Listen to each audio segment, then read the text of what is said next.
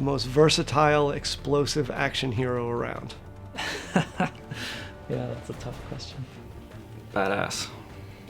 I mean, he isn't really a good guy, is he? We are focusing a little bit more on Rico this time around to show him his personality that has sort of been hidden in the first two games. Rico is really a guy who can be super evil and a not very pleasant person, and he can be a really nice guy, but that's all up to the player. I want to say he's a badass, angry, crazy, anti-hero-ish sort of, but he wants to do the right thing, but he has crazy ways of doing it.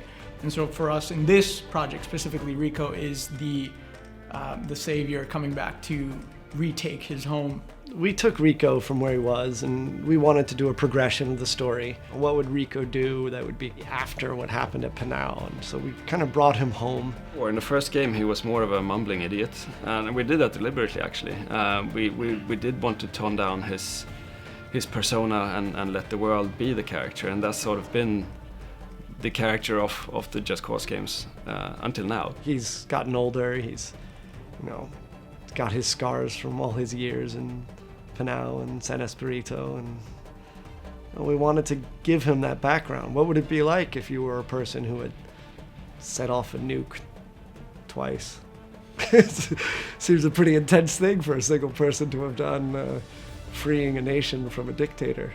That's our core development within Rico, is to give him that real grounding. We looked at Rico, obviously we did all the graphic stuff that we wanted to do. We improved the amount of triangles that we use for him, the number of poly counts, and updated everything from his hair to his beard to his outfit, and all the little things that we can animate on him. We probably have over 2,500 animations now for a single character, but he's a complex character. He can do anything, anytime, and we wanted to ensure that responsiveness was still a part of that. I pull the trigger, I'm always shooting, no matter what state I'm in. What it means is you get this perfectly fluid experience through the world. We definitely wanted to bring a sense of groundedness and physicality to Rico. We wanted to give him real weight in what he was doing in terms of the animation tech that we developed, and also the animations. And we're using real motion capture now, which was really a big step up in terms of the projects. But what we didn't want to lose was the responsiveness. We didn't want to lose his ability to do things quickly, move quickly. And so it was a big challenge to try to use really high fidelity animation and motion capture, but still kind of keep it true to the responsiveness that the fans really care about. The first thing that we did was we took a look at Just Cause 2, saw what was really strong, the grappling, the parachute, all that type of stuff, retain what was really cool and core about them, and then tried to figure out, okay, where are our holes now, right? And what we determined is that the wingsuit was a great opportunity for us, right? There's about 1 million different ways that you could do a wingsuit in a game, but what we had to figure out is how do we get that working really well with the existing mechanics that we have?